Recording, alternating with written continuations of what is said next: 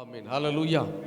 இந்த வேத பகுதியில் இங்கே ஆண்டவருடைய பாடுகள், ஆண்டவர் மனுஷகுமாரனாகிய இயேசு கிறிஸ்து பாடுபடவும், அவர் மூப்பராலும் பிரதான ஆசாரியராலும் அவர் வேதபாரகராலும் ஆகாதவன் என்று தள்ளப்படவும் கொல்லப்படவும் 3ஆம் நாள் உயிரோடு கூட எழுந்திருக்க வேண்டும் என்கிற செய்தியை சொல்லிவிட்டு, ஆண்டவர் தம்மை சூழ்ந்திருந்ததான சீஷர்களை பார்த்து ஆண்டவர் சொன்ன வார்த்தை, ஒருவன் என் பின்னே வர விரும்பினான் அவன் தன்னைத்தான் வெறுத்து தன் சிலுவையை அனுதினமும் எடுத்துக்கொண்டு என்னை பின்பற்ற கடவன். தன் ஜீவனை ரட்சிக்க விரும்புகிறான், அதை இழந்து போவான். என் நிமித்தமாக தன் ஜீவனை இழந்து போகிறவன் அதை ரட்சித்து கொள்வான். இந்த உலகத்தில் மனுஷன் உலகம் முழுவதும் ஆதாயப்படுத்தி கொண்டாலும், அவன் எவ்வளவு சேர்த்து வைத்தாலும் அது அவனுக்கு ஈடாக இருக்க முடியாது. ஏனென்று சொன்னால், ஒருவன் தன் ஆத்துமாவை நஷ்டப்படுத்தினால் அவனுக்கு லாபம் என்ன? எவ்வளவுதான் சேர்த்து வைத்தாலும் தன் ஆத்துமாவை அவனுக்கு எடுத்துக்கொள்வானால் அவனுக்கு அதனால் லாபம் என்ன என்ற வார்த்தையை ஆண்டவர் இங்கே சொல்லுகிறதை நாம் பார்க்க முடியும். ஒரு கிறிஸ்தவன் என்று சொன்னால், ஒரு கிறிஸ்தவனுக்கு பின்னாடி பாடுகளும் இருக்கிறது என்பதை நாம் மறந்து விடக்கூடாது. அதனால தான் ஆண்டவர் சொன்னார், என்னை ஒருவன் பின்பற்றி வர விரும்பினால் அவன் தன்னைத்தானே வெறுத்து விட வேண்டும். தன்னைத்தானே வெறுத்து ஆண்டவர் அவனுக்கென்று வைத்திருக்கிற சிலுவையை எடுத்துக்கொண்டு இயேசுவின் பின்னே வர வேண்டும். அப்படிப்பட்டவன் தான் அவன் நல்ல ஒரு சீஷனாக இருக்க முடியும். இந்த உலகத்திலே வருகிறதான உபத்திரவங்களையும், உலகத்திலே காணப்படுகிற நெருக்கங்களையும், உலகத்திலே வருகிற பிரச்சனைகளையும் கடந்து பயந்து ஓடுவானானால் அவன் ஆண்டவருக்கு சீஷனாக இருக்க முடியாது. அவன் ஒரு பொழுதும் சிலுவை எடுத்துக்கொண்டு அவர் பின்னே வர முடியாது. அப்படிப்பட்டவன் அவன் தன் ஜீவனை காத்து கொள்ள முடியாது. ஒருவன் தன்னைத்தானே ரட்சிக்க வேண்டும் என்று விரும்புகிறவன் அந்த ரட்சிப்பை அல்லது ஜீவனை இழந்து போவான். ஆண்டவர் நிமித்தமாக, இயேசு கிறிஸ்துவின் நிமித்தமாக தன் ஜீவனை இழந்து போகிறவன் அதை ரட்சித்து கொள்வான் என்று ஆண்டவர் சொல்லுகிறதை நாம் பார்க்க முடியும். ரட்சிப்பு ஆண்டவருடையது. எனவே ஆண்டவர் தன்னுடைய சிலுவை எடுத்துக்கொண்டு அவர் பின்னே நடக்க வேண்டும் என்று விரும்புகிறார். பொதுவாக இன்றைக்கு ஆண்டவரை சொந்த ரட்சகராக ஏற்றுக்கொள்வதற்கு மனமில்லாமல் போவதற்கு காரணம், அதற்கான காரணங்களை சிலர் சொல்லுகிறார்கள். இயேசுவை போல நாமும் பாடுபட வேண்டி வரும், இயேசுவை போல உபத்திரப்படுத்தப்பட முடியும், அதனால் இயேசுவை நான் ஏற்றுக்கொள்வதற்கு விருப்பமில்லை என்று அவரை ஒதுக்கி தள்ளுகிறவர்கள் உண்டு. ஆனால் அதே சமயத்தில் அந்த சிலுவையினாலே ஆசீர்வாதங்கள் உண்டு என்பதை நாம் மறந்துவிடக்கூடாது. அல்லேலூயா. சிலுவையினாலே தேவன் ஆசீர்வாதங்களை வைத்திருக்கிறார்.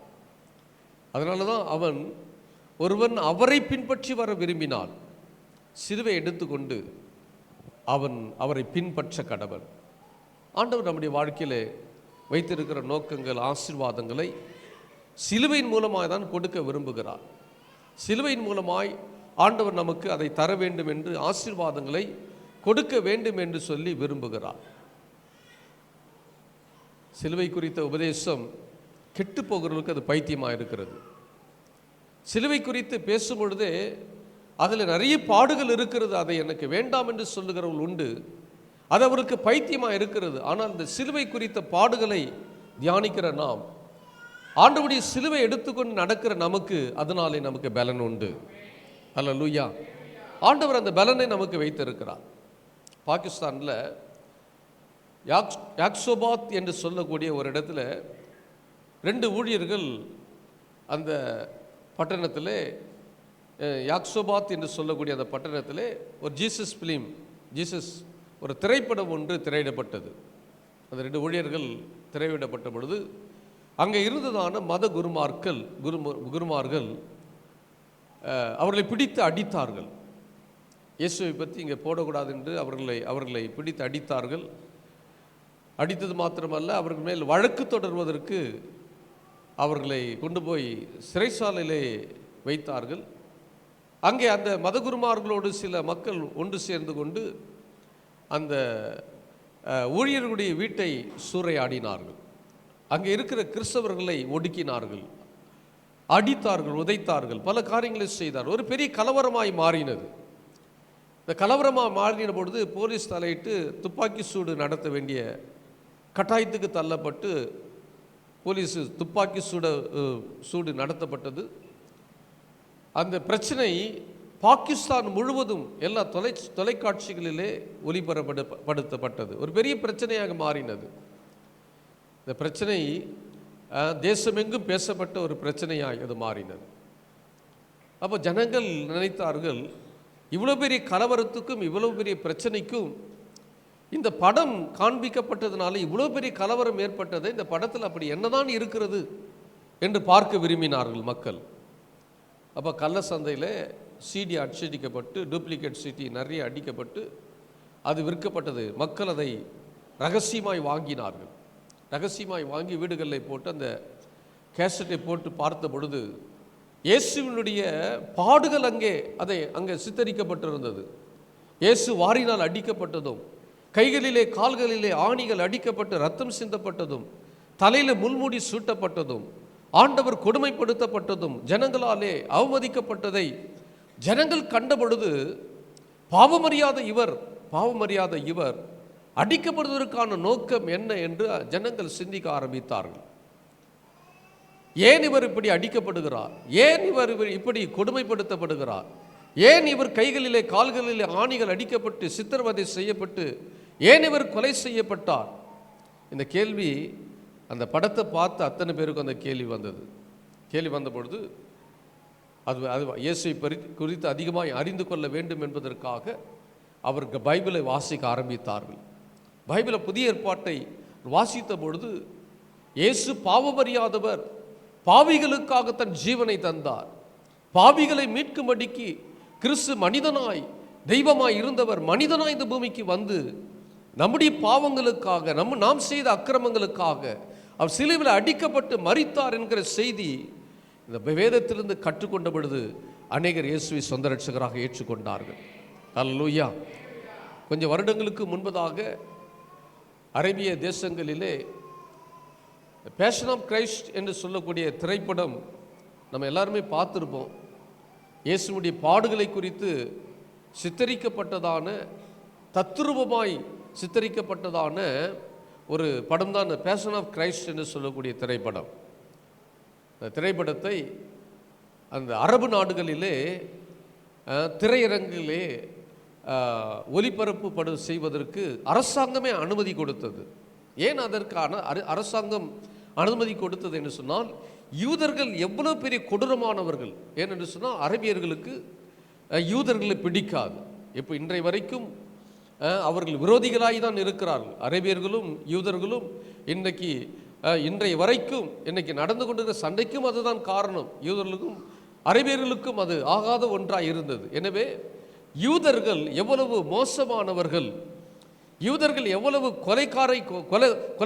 கொலை குற்றம் செய்தவர்கள் என்பதை இந்த உலகம் பார்க்கட்டும் என்பதற்காக இந்த பேஷன் ஆஃப் கிரைஸ்ட் என்று சொல்லக்கூடிய இந்த திரைப்படத்தை திரையரங்குகளே திரையிடப்படுவதற்கு அரசாங்கம் அனுமதி கொடுத்தது. அனுமதி கொடுத்த பொழுது அது ஏராளமான மக்கள், அரேபியர்கள் அந்த படத்தை பார்த்தாங்க. பார்த்த பொழுது அதில் கண்ட காட்சிகளை கண்ட பொழுது உருக்கம் அவர்களை வந்தது. அநேகர் அழுதார்கள். ஏன் இந்த மனிதன் இவ்வளவு அடிக்கப்பட வேண்டும்? ஏன் இவ்வளவு கொடூரமாய் சித்திரவதை செய்யப்பட வேண்டும்? ஏன் இப்படி வாரினால் அடிக்கப்பட வேண்டும்? ஏன் கைகளிலே கால்களில் ஆணி அடிக்கப்பட வேண்டும்? ஏன் விழாவிலே குத்தப்பட வேண்டும்? இவ்வளவு கொடூரமான காரியத்தை செய்வதற்கு இவர் என்ன தவறு செய்தார் என்பதை அறிவதற்கு அந்த அரபு தேசத்தில் இருக்கிற மக்கள் வேதத்தை ஆராய்ச்சி பண்ண ஆரம்பித்தார்கள். வேதத்தை ஆராய்ச்சி செய்த பொழுது அவர்கள் புரிந்து கொண்டார்கள், இயேசு மனிதனுடைய பாவங்களை மன்னிக்கும்படி தன் ஜீவனை தந்தார் என்பதை அறிந்து கொண்ட பொழுது அநேக அரேபியர்கள் இயேசுவை சொந்த ரட்சகராக ஏற்றுக்கொண்டார்கள். இன்னைக்கு இந்த படத்தின் மூலமாக ஏராளமானவர்கள் ரகசியமாக இயேசுவை சொந்த ரட்சகராக ஏற்றுக்கொண்டு ஆண்டவர் ரட்சிப்பை மனிதனுக்கென்று வைத்திருக்கிறார். எனவே இந்த கடைசி நாட்களிலே தேவன் அநேகரை தன் பக்கமாய் சேர்த்து இந்த பாவ மன்னிப்பின் நிச்சயத்தை பெற்று இயேசுவின் மரணத்தின் மூலமாய் தான் ஒரு மனிதனுக்கு ஒரு மீட்பு உண்டு என்பதை அவர் நிரூபித்து கொண்டிருக்கிறதை நாம் பார்க்க முடியும். இயேசு இந்த பூமிக்கு வந்த ஒரு நோக்கம் என்ன என்று சொன்னால், பாவத்தில் கிடக்கிற மனுஷனை ரட்சிக்கும்படி இந்த இயேசு வந்தார். ஹல்லேலூயா. தரித்திரத்தில் கிடக்கிறவனை தரித்திரத்திலிருந்து மீட்கும்படிக்கு அவர் தரித்திர கோலமானார். பாவிகளுடைய பாவத்திலிருந்து மனிதனை மீட்கும்படிக்கு அவர் பாவமானார். வியாதியிலிருந்து விடுதலை கொடுப்பதற்கு அவர் சிலுவையில் அறையப்பட்டார். எனவேதான் அவருடைய தழும்புகளினாலே நாம் குணமாகிறோம். இயேசு வல்லமையான காரியத்தை ஆண்டவர் செய்து முடித்தார். சிலுவையில் எல்லாவற்றையும் ஆண்டவர் செய்து முடித்தார். பாடுகள். எனவேதான் அவர் பட்ட பாடுபடி நாம் சிலுவையில் அறையப்பட வேண்டும் என்பது அது திட்டம் அல்ல. அப்படி அல்ல. அவர் சிலுவையில் அறையப்பட்டதினாலே நாமும் சிலுவையில் அவரை ஏற்றுக்கொண்டு அவரை பின்பற்றுகிற நாம் சிலுவையில் அறையப்பட வேண்டும் என்பது அவருடைய நோக்கம் அல்ல. அவர் சிலுவையின் மூலமாய் வைத்திருக்கிற ஆசீர்வாதத்தை நாம் சுதந்திரிக்க வேண்டும் என்பதுதான் அவருடைய நோக்கமாக இருக்கிறது. அதனால தான் ஆண்டவர் சொல்றாரு, என் சிலுவை எடுத்துக்கொண்டு என்னை பின்பற்ற கடவன். அவன் நல்ல சீஷன். அவன் தான் நல்ல சீஷன். ஒரு நல்ல சீஷனாக இருக்க வேண்டும் என்று சொன்னால் அவர் வைத்திருக்கிற சிலுவையை நாம் சுமந்து அவர் பின்னே செல்ல வேண்டும்.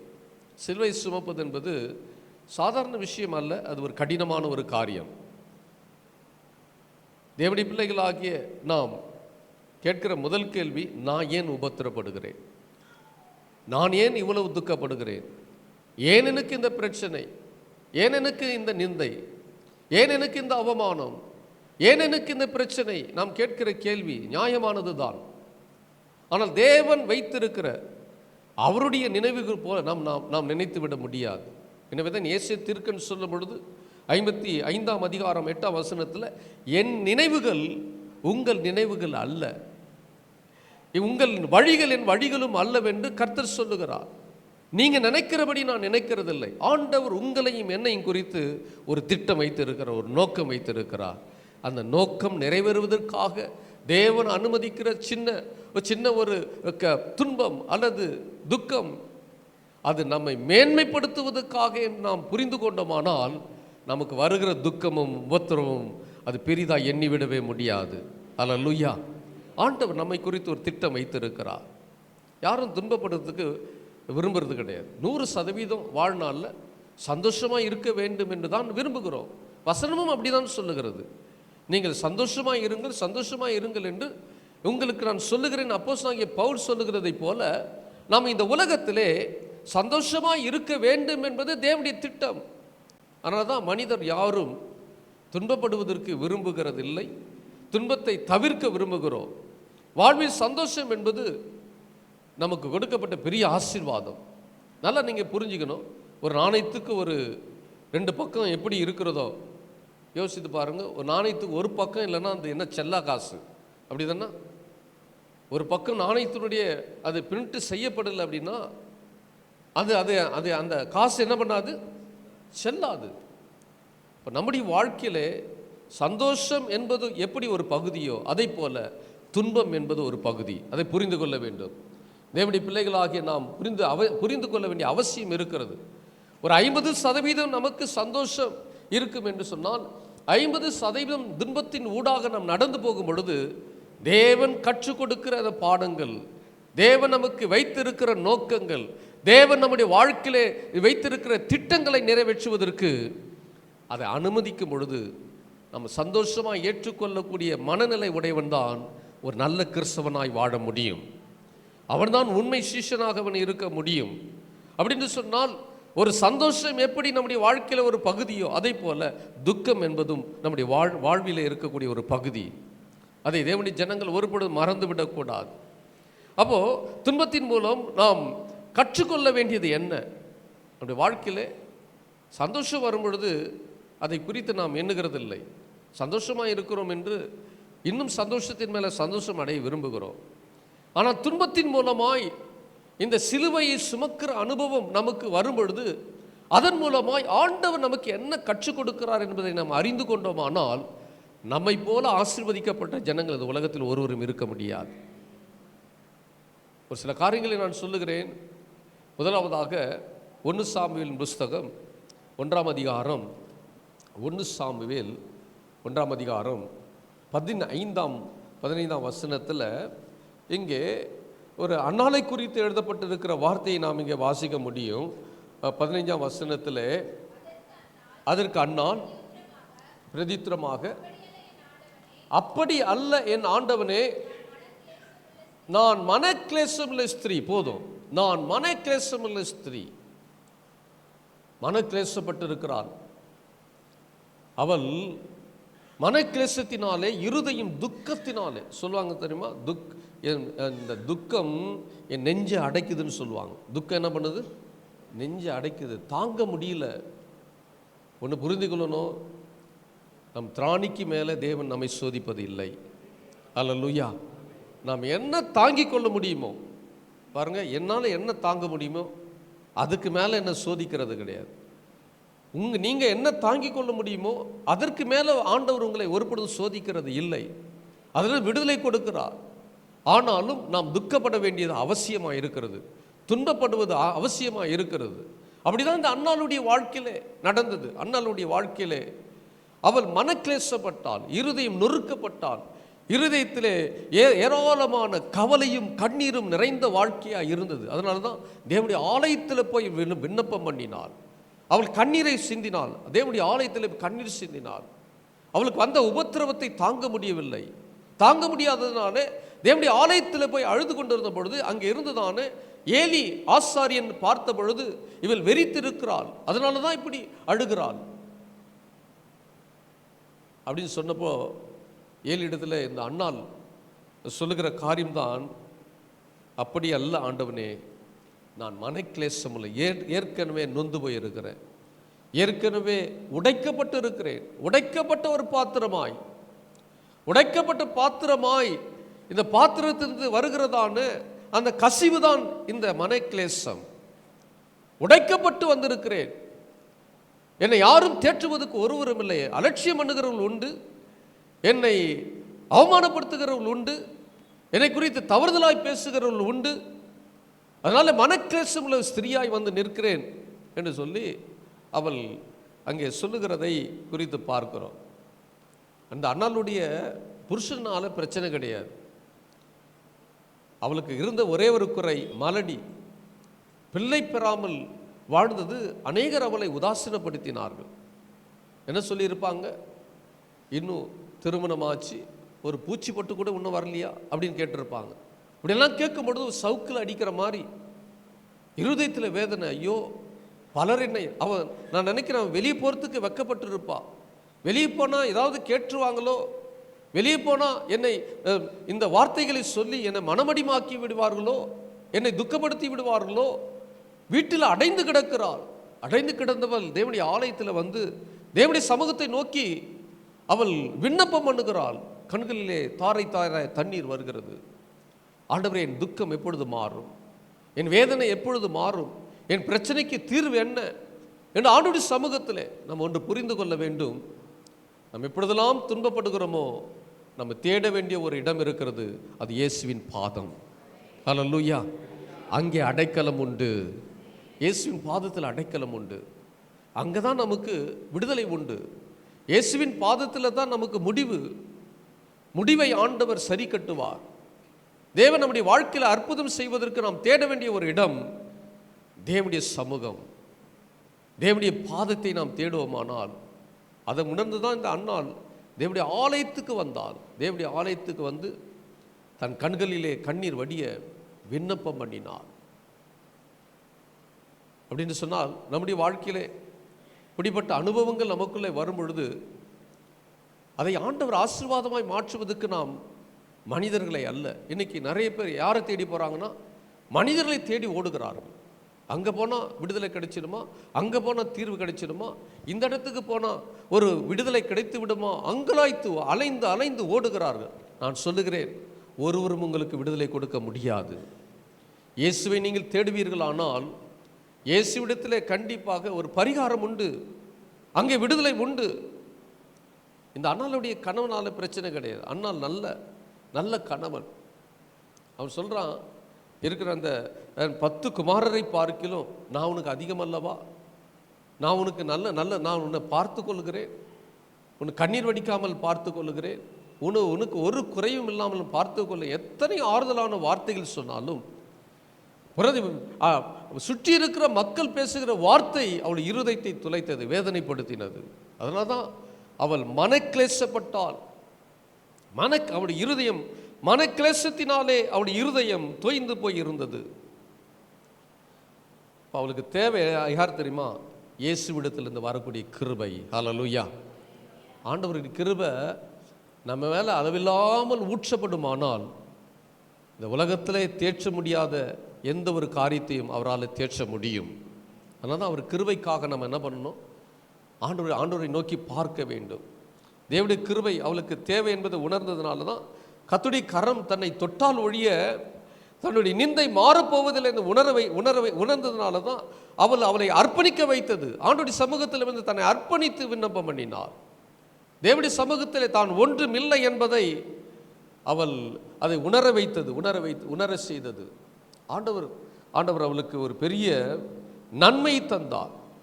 தேவன் தம்முடைய நன்மையினால் ஆசீர்வதித்து உயர்த்தத்துக்கு முன்னாடி நம்மை பக்குவப்படுத்த வேண்டும் என்று விரும்புகிறார். அல்லேலூயா, அல்லேலூயா.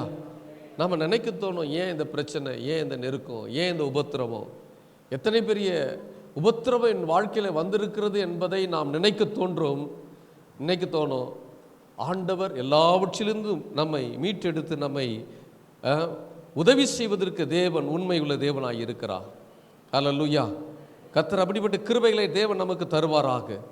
ஆண்டவர் நம்மை ஆசீர்வதித்து நம்மை பலப்படுத்துவாராக. ஆண்டவர் நம்மை உயர்ந்த பண்புகள் உடையவர்களாய் நம்மை மாற்றுவதற்கு துன்பம் என்கிறதான அக்கினி நமக்கு தேவைப்படுகிறது. எப்படி ஒரு தங்கம் சுத்த தங்கமாய் மாற வேண்டுமானால் அதுக்கு தேவை என்னது? அக்கினி, நெருப்பு தேவை இல்லை? ஒரு தங்கம் அதில் கலப்படம் இல்லாத ஒரு தங்கமாய், ஒரு பசும் பொன்னாய் மாற வேண்டுமானால் அதை சரிப்படுத்துவதற்கு என்ன தேவை? அக்கினி தேவை. அப்போ நம்முடைய வாழ்க்கையும், நம்முடைய மனதையும், நம்முடைய இருதயத்தையும், நம்முடைய சிந்தையும், நம்முடைய வாழ்க்கையும் ஆண்டவர் பக்குவப்படுத்த வேண்டுமானால் துன்பம் என்கிற அக்கினி நமக்கு தேவையாக இருக்கிறது. ஹல்லேலூயா.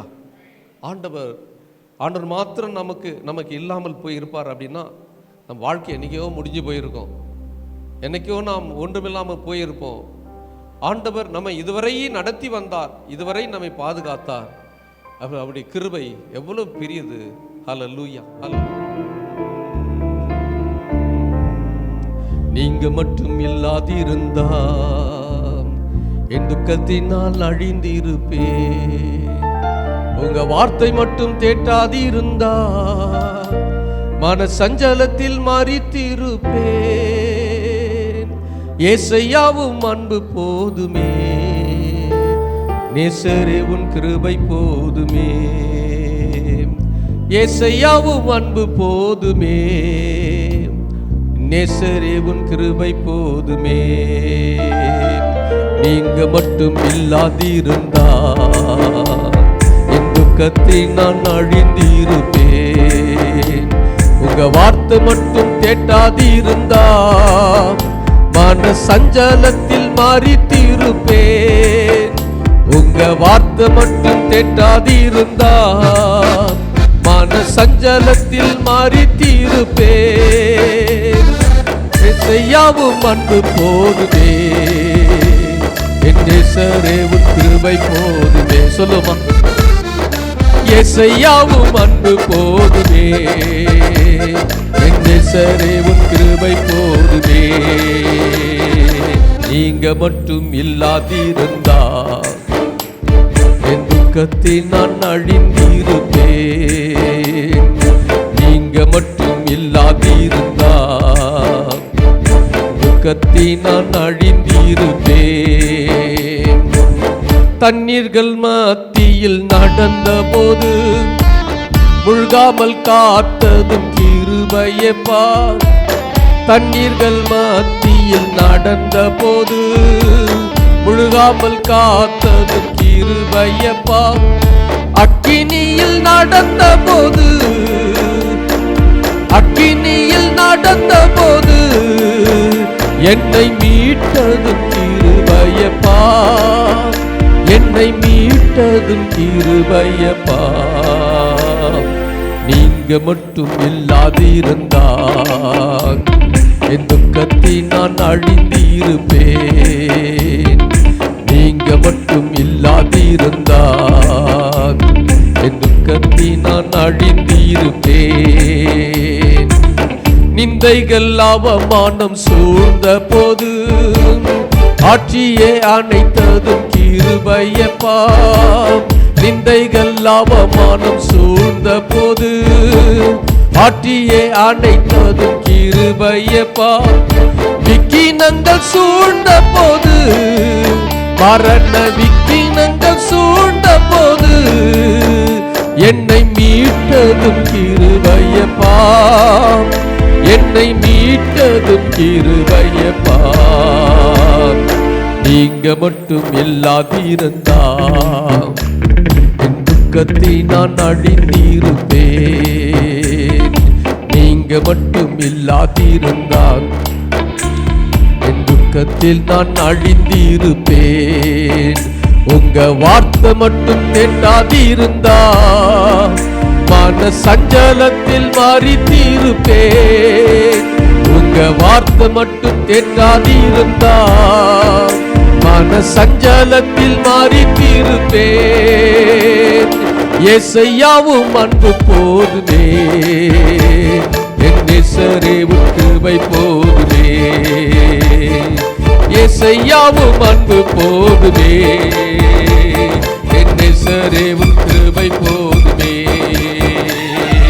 நீங்க மட்டும் இல்லாதிருந்தா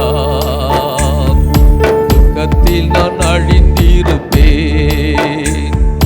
நீங்க மட்டும் இல்லாதிருந்தா என் துக்கத்தில் நான் அழிந்திருப்பேன். அல்லேலூயா. இந்த வார்த்தை மட்டும் இல்லை அப்படின்னா, இந்த வார்த்தை மட்டும் நமக்கு வெளிப்படலை அப்படின்னா நம்முடைய வாழ்க்கை என்னவா இருக்குன்னு தெரியாது. வார்த்தை நம்மை தேற்றுகிறது. அல்லேலூயா. அதனால தான் இந்த வார்த்தையிலே நம்ம உறுதியாக இருக்க வேண்டும். இந்த வார்த்தை நமக்குள்ளே இருக்குமானால் இந்த வார்த்தை நம்மை தேற்றும். நிறைய பேர் ஏன் ஆண்டவர் ஏன் எனக்கு இந்த உபத்திரவம், ஏன் எனக்கு இந்த பிரச்சனை, கேள்வி கேட்டு கேட்டு கேட்டு காலங்கள் கடந்து போய்விட்டது. காரணம் என்ன தெரியுமா? கர்த்தருடைய வார்த்தை எங்கே இல்லை? இருதயத்துக்குள் இல்லை. இந்த வார்த்தை உள்ள இல்லாததுனால அவங்களை தேற்றுவதற்கு ஒருவரும் இல்லை. உலகத்தை நம்பி போனார்கள். உலகத்தின் மனிதரிடத்தில் ஆலோசனை கேட்க போனார்கள். உலகத்து மனிதரிடத்தில் ஆறுதல் கிடைக்கும் என்று ஓடினார்கள், தேடினார்கள், கிடைக்கவில்லை. வார்த்தை மாத்திரம், வேத வசனம் மாத்திரம் நம்முடைய இருதயத்தில் இருக்குமானால் நம்மை ஒருவராலும் நம்மை அசைத்து விட முடியாது. அல்லேலூயா. என்ன வேதனை, என்ன துக்கங்கள் வந்தாலும், ஆரம்பத்தில் சொன்ன பார்த்தீங்களா, சந்தோஷம் நமக்கு ஒரு பகுதி எப்படியோ அதே போல் நம் வாழ்க்கையில் வருகிற துன்பம் ஒரு பகுதி. நம்மை ஸ்திரப்படுத்தி கிறிஸ்துவுக்குள்ளே நிலைத்து நிற்பதற்கும் அவர் சிலுவை எடுத்துக்கொண்டு அவரை பின்பற்றுவதற்கும் நமக்கு தேவையான துன்பமும் உபத்திரமும் இல்லாவிட்டால் என்னைக்கோ மரித்து போயிருப்போம். நித்திய ஜீவன் நமக்கு கிடைக்காமல் நாம் அதை இழந்து போவதற்கு அது ஏதுவாய் கூட ஒரு வேளை மாறி இருக்கக்கூடும்.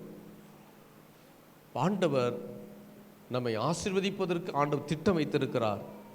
இந்த திட்டம் நிறைவேறுவதற்கு நம்ம அர்ப்பணிப்போம். ஆனால் அன்னாள் வாழ்க்கையில் செய்த அற்புதம் நமக்கு நடக்கும். அல்லேலூயா. அதுக்கப்புறம் அவள் துக்கமுகமாக இருக்கவில்லை என்று வேதம் சொல்லுகிறது. அவர் ஆண்டவருடைய சமூகத்திலே போய் கர்த்தரை தேடின பொழுது, ஆண்டவருடைய சமூகத்திலே தன் இருதயத்தை ஊற்றி ஜெபித்த பொழுது, விண்ணப்பம் பண்ணின பொழுது, அவருடைய மனக்லேசத்தை மாற்றி ஆண்டவர் அவருக்கு பெரிய ஒரு அற்புதத்தை கர்த்தர் செய்தார்.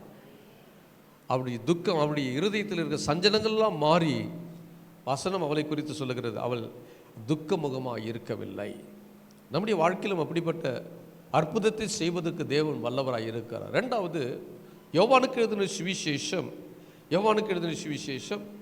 16ஆம் அதிகாரம் 20ஆம் வசனத்திலிருந்து 22ஆம் வசனம் வரைக்கும் உள்ள வசனங்களை வாசிக்கிற கவனிங்க. யோவான் 16ஆம் அதிகாரம் 20லிருந்து 22, மெய்யாகவே நான் உங்களுக்கு சொல்லுகிறேன், நீங்கள் அழுது புலம்புவீர்கள், உலகமோ சந்தோஷப்படும். நீங்கள் துக்கப்படுவீர்கள், ஆனாலும் உங்கள் துக்கம் சந்தோஷமாய் மாறும். ஆமென். அல்லேலூயா, அல்லேலூயா.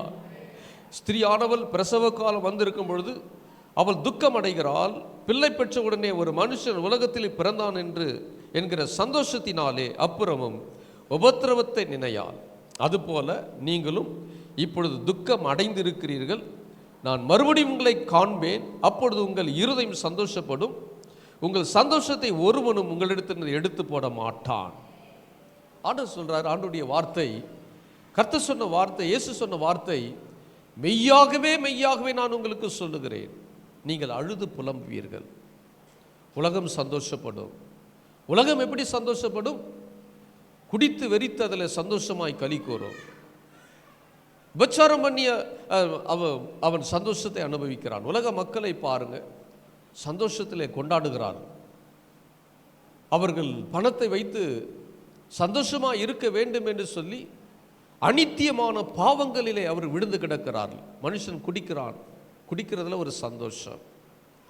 பொய் பேசி அவன் பணம் சம்பாதிப்பானாலும் அந்த வருகிற அந்த வருமானத்தில் அவனுக்கு சந்தோஷம் இருக்கிறது.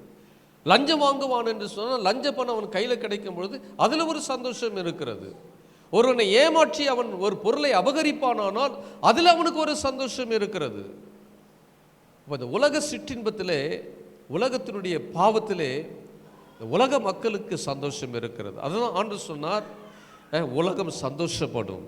அல்லேலூயா, உலகம் சந்தோஷப்படும். நமக்கு ஒரு கேள்வி இருக்கும், ஆண்டவரே, அவன் அநியாயம் பண்ணுறான், பாவம் செய்கிறான், குடிக்கிறான், வெறிக்கிறான், தவறான பாதைக்கு போய்கொண்டு இருக்கிறான், அவன் சந்தோஷமாக தானா இருக்கிறான்? ஏன் ஆண்டவரே எனக்கு இந்த வேதனை, ஏன் எனக்கு இந்த நெருக்கம், ஏன் எனக்கு இந்த பிரச்சனை, ஏன் எனக்கு இப்படிப்பட்ட சூழ்நிலை எனக்கு எதிரடையாக இருக்கிறது என்பதை நினைக்க தோணும். வசனம் சொல்லுது, உலகம் சந்தோஷப்படும், நீங்கள் துக்கப்படுவீர்கள், ஆனாலும் கர்த்தருடைய வார்த்தை, உங்கள் துக்கம் சந்தோஷமாய் மாறும். சொல்லுங்கள், பக்கத்தில் பார்த்து சொல்லுங்கள், உங்கள் துக்கம் சந்தோஷமாய் மாறும். அல்லேலூயா. இந்த துக்கம் நிரந்தரமானது அல்ல, இந்த துக்கம் நிரந்தரமானது அல்ல, இது டெம்பரவரி தான். இது என்னது? இது டெம்பரவரி தான். கொஞ்ச நாளில் என்ன பண்ணிடும்? மறைஞ்சிடும். கொஞ்ச நாளில் இது அப்படியே மாறிடும். கொஞ்ச நாளில் கடந்து போயிடும் இந்த துன்பம். ஆண்டவர் விடுதலை கொடுப்பார், நம்ம துக்கத்தெல்லாம் சந்தோஷமாய் மாற்றுவார். நீங்கள் கண்ணீர் வடிக்கிறீங்களா? உங்கள் கண்ணீர் துடைக்கப்படும். மனிதன் துடைக்க மாட்டான், கர்த்தரே உங்கள் கண்ணீரை துடைப்பார். அல்லேலூயா. மனிதன் ஆறுதல் படுத்த முடியாது, கர்த்தரே உங்களை ஆறுதல் படுத்துவார், கர்த்தரே உங்களை தேற்றுவார், கர்த்தரே உங்களை நடத்துவார். மனிதனால் ஒன்று செய்து விட முடியாது. உங்கள் துக்கம் சந்தோஷமாய் மாறும். அல்லேலூயா. கொஞ்ச நாளில் மாறி போயிடும். ஒரு பிரசவத்துக்கு போகிற ஒரு ஸ்திரீ, பெண்கள், ஆண்களுக்கு அதனுடைய அனுபவம் கிடையாது. பெண்கள் ஒவ்வொரு முறையும் பிள்ளை பெற்றெடுக்கும் பொழுது மரண வேதனை, கர்ப்ப வேதனை என்று சொல்வாங்க. கர்ப்பம் தரித்து பிள்ளை பேர் அந்த நாட்களில் அந்த வலியை ஒன்று தாங்கிக் கொள்ளவே முடியாது. அவ்வளோ கொடூரமானது, அவ்வளோ வேதனையானது. ஒரு பிள்ளை பெற்றெடுக்க வேண்டும். பிள்ளை பெற்றெடுக்கிறது சாதாரண விஷயம் அல்ல. மரணத்துக்கு போயிட்டு வருகிற அனுபவத்தை தான் அது கொடுக்கும். அவ்வளோ கொடூரமான வலி. அது பெண்கள் அதை விவரித்து சொல்ல முடியாது, அவ்வளோ கொடூரமானது. அந்த ஹாஸ்பிட்டலில் கொண்டு போய் வலியோடு போய் வலியில் துடித்து கொண்டு இருப்பாங்க. சிலர்லாம் மணிக்கணக்காக துடிச்சிட்டு இருப்பாங்க. அந்த வலியை சொல்லவே முடியாது, அவ்வளோ பயங்கரமாக இருக்கும். அப்போ அந்த வலி வந்து பிள்ளை பெற்றெடுக்கு வெளியே பிள்ளை வரும் பொழுது அந்த பிள்ளை கொண்டு போய் நர்ஸ் எடுத்துகிட்டு போய், பாருமா, நல்ல ஒரு சிங்கக்குட்டியை பெற்றெடுத்துருக்கிறம்மா, அழகான ஒரு பெண் பிள்ளை பெற்றெடுத்துருக்கிற அப்படின்னு அந்த தாயிடத்தில் கேட்ட உடனே அந்த வலியெல்லாம் மறைஞ்சிடும். அப்படியே அல்லேலூயா. எல்லாத்தையும் மறந்துடுவா. அவள் இருதயத்தில், அவள் முகத்தில் இருக்கிற சிரிப்பு, அவள் உள்ளத்தில் வருகிற ஆனந்தம், அது சொல்லி முடியவே முடியாது. இந்த பிள்ளை பார்த்த உடனே எல்லா வலியும் என்ன பண்ணிடுவா? மறந்து விடுவாள். அதே போல தான் ஒரு நாளை நமக்கு வச்சிருக்கிறாரு. நம் கண்ணீரெல்லாம் துடைக்கப்பட்டு நம் துக்கம் சந்தோஷமாய் மாறக்கூடிய ஒரு நாள் வரப்போகிறது. ஆண்டவர் சீக்கிரம் வரப்போகிறார். ஹல்லேலூயா. நமக்கென்று நியமித்திருக்கிற ஆசீர்வாதங்களை நமக்கு கொடுக்கும்படி அவர் நமக்கென்று நியமித்திருக்கிற ஒரு நாள் இருக்கிறது. அந்த நாள் வரும் பொழுது அந்த சந்தோஷத்தை விவரித்து சொல்லவே முடியாது. அவ்வளவு பெரிய மேன்மை தேவன் நமக்கு வைத்திருக்கிறார். அதனால தான் ஆண்டவர் சொல்றாரு, அப்பா உலகம் சந்தோஷப்படட்டும்பா, உலகம் சந்தோஷப்படட்டும், அவனை பற்றி நீ பொறாமப்படாத. அவன் இவ்வளோ அக்கிரமம் பண்ணுறானே, இவ்வளோ அநியாயம் பண்ணுறானே, இவ்வளோ சந்தோஷமாக இருக்கிறானே, இவ்வளோ பாவத்தில் இருக்கிறான், குடிக்கிறான், அபச்சாரம் பண்ணுறான், ஏமாற்றுகிறான், மற்றவருடைய பொருட்களை அபகரிக்கிறான், என்னென்ன தவறான காரியத்தை செய்து அவன் சந்தோஷமாக இருக்கிறான் என்று அவன் மேலே நீ பொறாமப்படாத, அவனை குறித்து நீ எண்ணாத. அவன் முடிவு எப்படி இருக்கும் அப்படின்னா நிரந்தரமான துக்கத்துக்கு போயிடுவான், அவன் நிரந்தரமான ஆக்கினைக்கு போயிடுவான், நிரந்தரமாக அவன் அழுது கொண்டே இருப்பான். ஆனால் உனக்கு அப்படி அல்ல. உனக்கு இருக்கிற துக்கம் டெம்பரவரி. ஹல்லேலூயா. கொஞ்ச நாளில் மறைஞ்சிடும். அது எப்படின்னா, நம்ம ட்ரெஸ்ஸை துவைச்சி போட்டோம் அப்படின்னா அந்த ட்ரெஸ்ஸு காய்ஞ்சதுக்கு வருஷக்கணக்காகாது. ஒரு சில ஒரு மணி நேரத்தில் என்ன பண்ணிடும், வெயில் பட்ட உடனே என்ன பண்ணிடும், காஞ்சி போயிடும். அது ஒன்றும் இல்லாமல் போயிடும். அதான் ஃபாதர் பாடினார், துன்பமா துயரமா அது தண்ணீர் பட்ட உடை போண்டதமா, துன்பமா துயரமா அது தண்ணீர் பட்ட உடை போண்டதமா, துன்பமா அது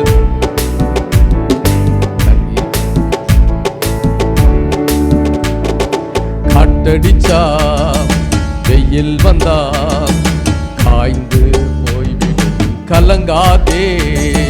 காட்டடிச்சா வெயில் வந்தா காய்ந்து போய்விடும், கலங்காதே. இயேசுதான் நீதியின் கதிரவன், உனக்காக உதயமானார் உலகத்திலே. இயேசுதான் நீதியின் கதிரவன், உனக்காக உதயமானார் உலகத்திலே. நம்பி வா வெளிச்சம் தேடி வா, நம்பி வா வெளிச்சம் தேடி வா. உன் துக்க நாட்கள் இன்றோடு முடிந்தது, உன் துக்க நாட்கள் இன்றோடு முடிந்தது. துன்பமா துயரமா அது தண்ணீர் பட்ட உடை போன்றதமா, துன்பமா துயரமா பட்ட உடை போன்றதமா. ஹல்லேலூயா, ஹல்லேலூயா. கொளுத்துற வெயில்ல நடந்து போனோம்னா, நடந்து போயிட்டு வீட்டுக்குள்ளே வந்த உடனே எதை தேடுவோம், ஏசி போட்டால் நல்லா இருக்கும். ஏசியில் போய் கொஞ்ச நேரம் உட்காந்தா நல்லா இருக்கும். ஃபேன் காற்றுல கொஞ்சம் ஏசி இல்லைன்னா ஃபேன் காற்றுலையாவது என்ன பண்ணணும். அப்போ வெயிலில் நடந்துட்டு வரவங்களுக்கு தேவை என்னது, காற்று. வெயிலின் கொடூரம், வெயிலினால் பாதிக்கப்பட்ட சரீரத்துக்கு தேவை ஒரு இதமாய் வீசுகிறது ஒரு காற்று. அது இருதயத்தை என்ன பண்ணுது, சந்தோஷப்படுத்துகிறது. சரீரத்துக்கு அது ரொம்ப இதமாய் இருக்கிறது. ஆனால் அதே சமயத்தில் மழையில் நல்லா நனைஞ்சிட்டு வந்துடு, ஏசியை போடுப்பா அப்படின்னு போய் நிற்போமா, தேவையில்லை இல்லை. ஏற்கனவே என்ன தான் உடம்பெல்லாம் நனைஞ்சி போச்சு, ஃபேன் ஆஃப் பண்ணுப்பா குளிருது, ஏசி போட்டுறாத.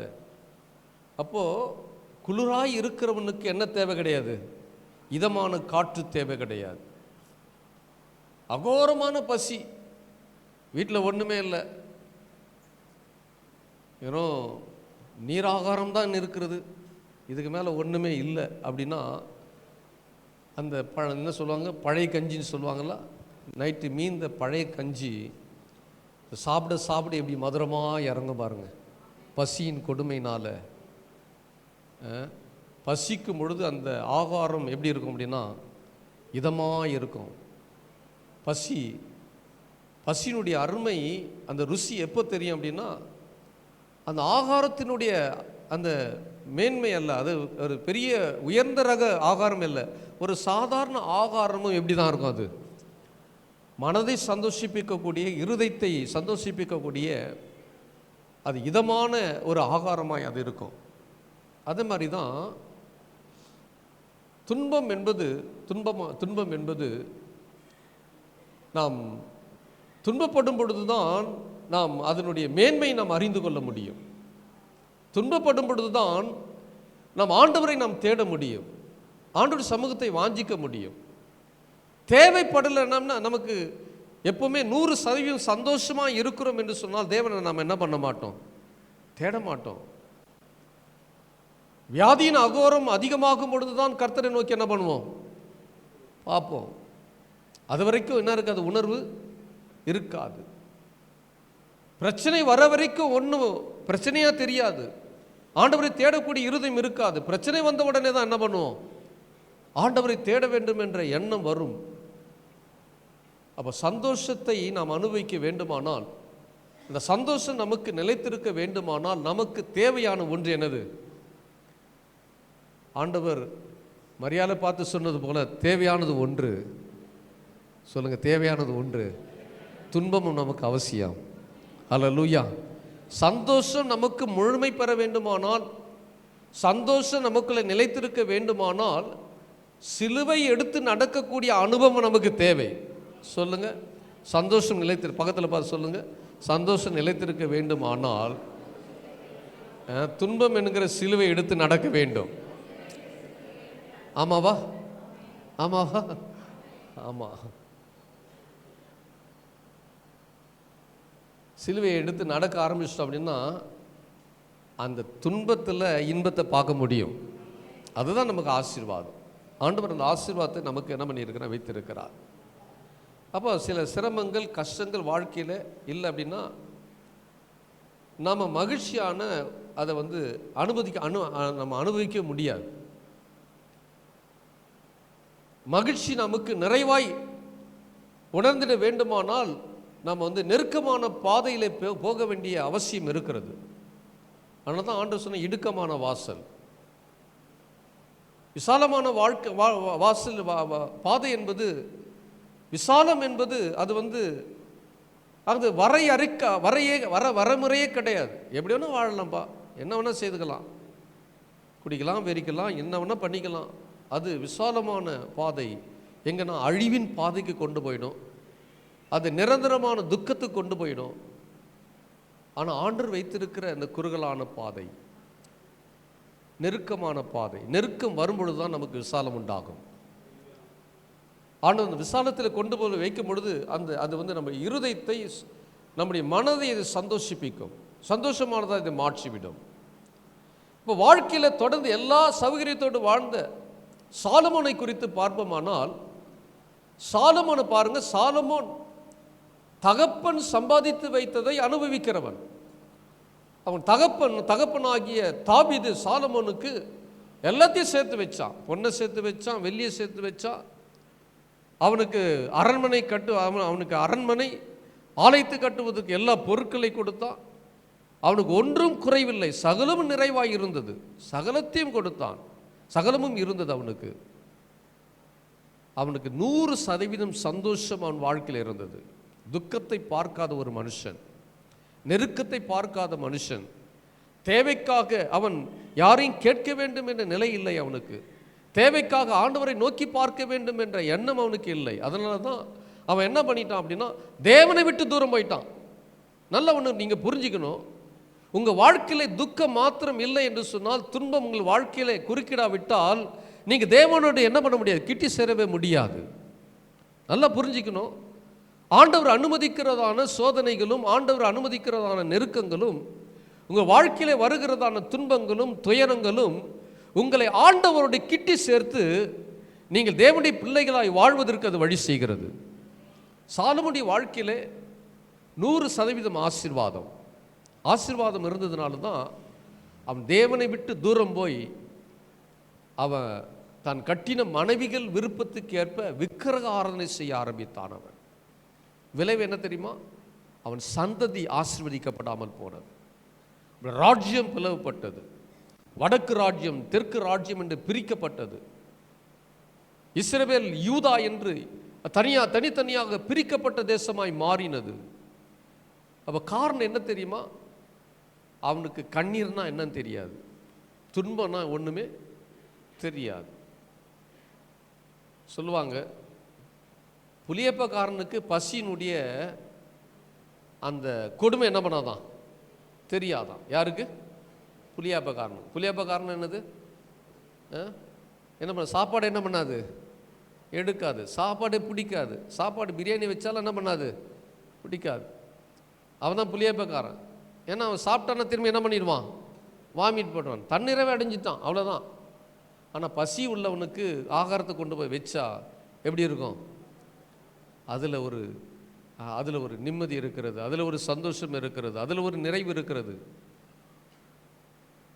அப்போ இந்த சாலமோனுடைய வாழ்க்கையில் எல்லாம் நிறைவு. நீங்கள் பிரசங்கின் புஸ்தகம் பிரசங்கி 2ஆம் அதிகாரத்தில் அவன் தன் வாழ்க்கை குறித்து எழுதுகிறான்.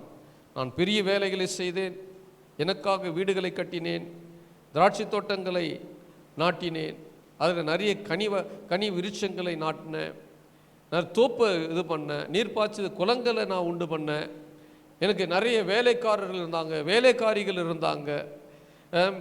எல்லாரை பார்க்கிலும், இந்த உலகத்தில் இருக்கிற எல்லா ராஜாக்களை பார்க்கிலும் ஆடு மாடு எல்லாம் திரளான ஆசி எனக்கு இருந்தது. வெள்ளி இருந்துச்சு, பொண்ணு இருந்துச்சு, ராஜ சம்பத்து இதெல்லாம் நான் சேர்த்து வச்சேன்.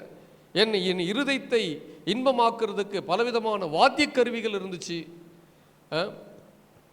சங்கீதக்காரர் இருந்தார்கள், சங்கீதக்காரிகள் பாட்டு என் இருதயத்தை மகிழ்விப்பதற்கு அரண்மனையில் பாட்டு பாடுறதுக்கு சங்கீதக்காரர்கள் இருந்தாங்க.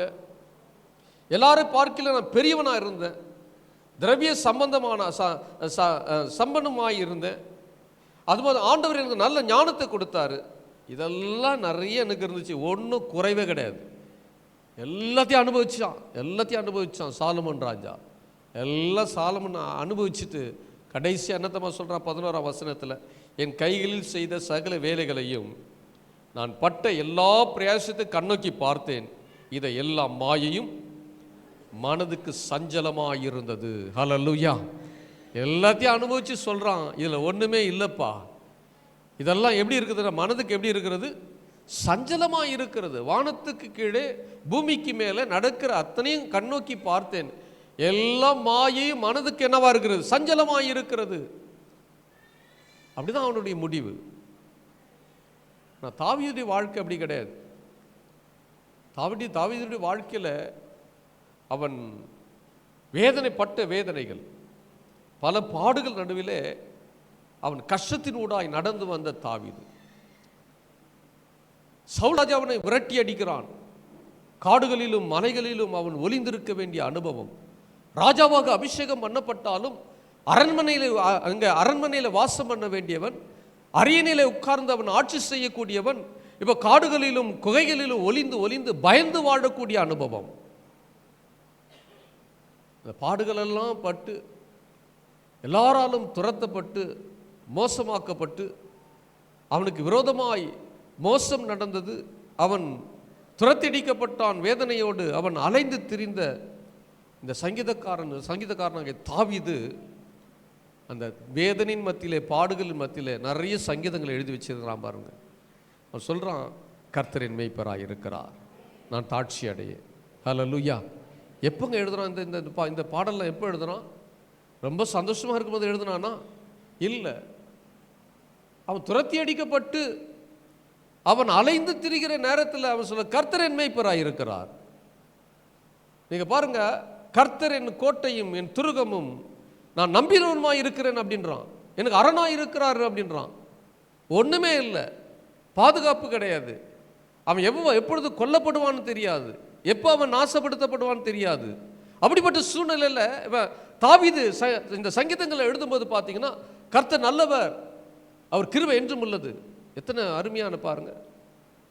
முழுக்க முழுக்க இந்த தாவீது கர்த்தர் நல்லவர் என்பது ருசி பார்த்தான். எப்போ?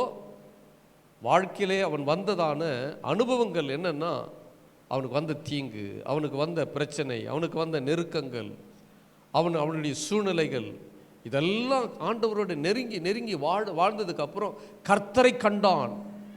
கர்த்தருடைய கிருபைகளை கண்டுபிடிச்சுதான், ஆண்டவர் நல்லது என்பதை கண்டுபிடிச்சுதான். அதனால தான் கர்த்தர் நல்லவர் என்பதை ருசித்து பாருங்கள். அவர் மேல் நம்பிக்கை இருக்கிற மனுஷன் பாக்கியவான். கர்த்தர் நல்லவர், அவர் கிருபை என்றும் உள்ளது. இந்த 118ஆம் சங்கீதத்தை நீங்கள் வீட்டில் போய் வாசித்து பாருங்கள். நெருக்கத்திலே கர்த்தரை நோக்கி கூப்பிட்டேன், அவர் என் கூக்குரலை கேட்டார். அல்லேலூயா. எனக்கு பதில் கொடுத்தார், என்னை விசாலத்திலே கொண்டு போய் வைத்தார். இப்படியெல்லாம் புகழ்ந்து பாடி எந்த சூழ்நிலையில் பாடினான் தெரியுமா? அவன் சந்தோஷமாக இருக்கும்பொழுது அல்ல, நெருக்கத்தின் மத்தியிலே, துன்பத்தின் மத்தியிலே கர்த்தரை தேடி அவரை புகழ்ந்து பாடக்கூடிய அந்த கிருபை எப்போ வந்துச்சு அப்படின்னா, துன்பப்படுகிற நேரத்தில் அந்த கிருபை அவனுக்குள்ளே வந்துச்சு. ஆண்டவரை துதித்து பாடினான். ஒரே ஒரு வசனத்தை வாசித்து நான் முடிக்க விரும்புகிறேன். மத்தேயு எழுதின சுவிசேஷம் 11ஆம் அதிகாரம் 28ஆம் வசனம் 29ஆம் வசனத்தை நீங்கள் வாசித்தீங்க அப்படின்னா, வருத்தப்பட்டு பாரம் சுமக்கிறவர்களே நீங்கள் எல்லாரும் என்னிடத்தில் வாருங்கள், நான் உங்களுக்கு இளைப்பாறுதல் தருவேன். நல்லா கவனிங்க. ஆண்டவர் சொல்கிற வார்த்தை, வருத்தப்பட்டு பாரம் சுமக்கிறவர்களே நீங்கள் எல்லாரும் என்னிடத்தில் வாருங்கள், நான் உங்களுக்கு என்னிடத்தில் வந்தீங்கன்னா உங்களுக்கு என்ன கிடைக்கிறது? இளைப்பாறுதல் கிடைக்கும், அங்கே மகிழ்ச்சி கிடைக்கும். வருத்தத்தோடு வாழ்ந்து கொண்டு இருக்கிறீங்களா? நெருக்கத்தோடு வாழ்ந்து கொண்டு இருக்கிறீங்களா? துன்பத்தோடு வாழ்ந்து கொண்டு இருக்கிறீங்களா? பலவிதமான பிரச்சனைகளோடு வாழ்ந்து கொண்டு இருக்கிறீங்களா? ஆண்டவர் உங்களுக்கு கொடுக்குற அழைப்பு என்ன தெரியுமா? நீங்கள் வருத்தப்படுறீங்களா? வாங்க என்னிடத்தில் வாருங்கள், உங்களுக்கு நான் என்ன கொடுப்பேன்? இளைப்பாறுதல் கொடுப்பேன். அடுத்து சொல்கிறாரு, இந்த இளைப்பாறுதல் உங்களுக்கு கிடைக்கணும் அப்படின்னா நீங்கள் செய்ய வேண்டியது ஒன்று இருக்கிறது. என்ன செய்யணும் அப்படின்னா, நான் சாந்தமும் மனத்தாழ்மையுமாய் இருக்கிறேன், என் நுகத்தை உங்கள் மேல் ஏற்றுக்கொண்டு என்னிடத்தில் கற்றுக்கொள்ளுங்கள், அப்பொழுது உங்கள் ஆத்துமாக்களுக்கு இளைப்பாறுதல் கிடைக்கும். அப்போ இந்த இளைப்பாறுதல் கிடைக்கணும் அப்படின்னா இயேசுவிடத்தில் என்னத்தை கற்றுக்கொள்ளணும்? சாந்தத்தையும் மனத்தாழ்மையும். நீங்கள் இதை கற்றுக்கிட்டீங்க அப்படின்னா இயேசுவிடத்தில் இதை நீங்கள் கற்றுக்கிட்டீங்க. அதனால தான் ஆண்டவர் சொல்கிறாரு, நீங்கள் எல்லாம் என்னிடத்திலே கற்றுக்கொள்ள வேண்டும். ஆண்டவர் சொன்ன அத்தனை காரியமும் பாருங்கள், அவரிடத்தில் நாம் கற்றுக்கொள்ள வேண்டும். அப்படி கற்றுக்கொள்ள ஆரம்பித்துட்டோம் அப்படின்னா நம்ம யாருமே நம்மை அசைக்கவே முடியாது. எந்த துன்பமோ துயரமோ வேதனையோ பிரச்சனையோ நம்மை ஒன்று மேற்கொள்ள முடியாது. நம்ம சிலுவையை நாம் சுமந்து கொண்டு, இதுதான் நமக்கு வைக்கப்பட்ட சிலுவை. அல்லேலூயா. நமக்கு வைக்கப்பட்ட பாரம். அப்போ நீங்கள் என்னிடத்தில் கற்றுக்கொள்ள வேண்டியது சாந்தம், மனத்தாழ்மை. தாழ்மையாய் நீங்கள் நடப்பீர்களானால், பெருமையாய் வாழக்கூடிய இருதயம் இருக்குமானால், பெருமையெல்லாம் தூக்கி போட்டுட்டு மனத்தாழ்மையாய் நீங்கள் வாழ்வீர்களானால், நீங்கள் ரொம்ப விகாரமானவர்களாக இருப்பீர்களானால், நீங்கள் அவரிடத்தில் கற்றுக்கொள்ள வேண்டியது சாந்தத்தை கற்றுக்கொள்வீர்களானால் உங்கள் ஆத்துமாவுக்கு என்ன கிடைக்கும்? இளைப்பாறுதல் கிடைக்கும். அடுத்த வசனத்தில், என் நுகம் மெதுவாயும் என் சுமை லகுவாயிருக்கும். அப்போ ஈஸியாக அந்த சிலுவை சுமப்பதற்கு அது லகுவாக மாறிடும். இப்போ ஏன் நம்ம பிரச்சனையை போட்டு தலையில் போட்டுக்கிட்டு பாருங்கள், இந்த பிரச்சனை வந்த உடனே சில சபைக்கு வரமாட்டாங்க. பிரச்சனை வந்த உடனே எங்கே வரமாட்டாங்க? சபைக்கு வரமாட்டாங்க, ஆலயத்துக்கு வரமாட்டாங்க. புருஷன் மனைவி பார்த்து நீ போயிட்டு வா அப்படி சொல்லுவாங்க. பாஸ்டர் கேட்டால் ஊருக்கு போயிட்டான்னு சொல்லு, அப்படி ஒரு பொய்யை வர சொல்லி அனுப்புவாங்க.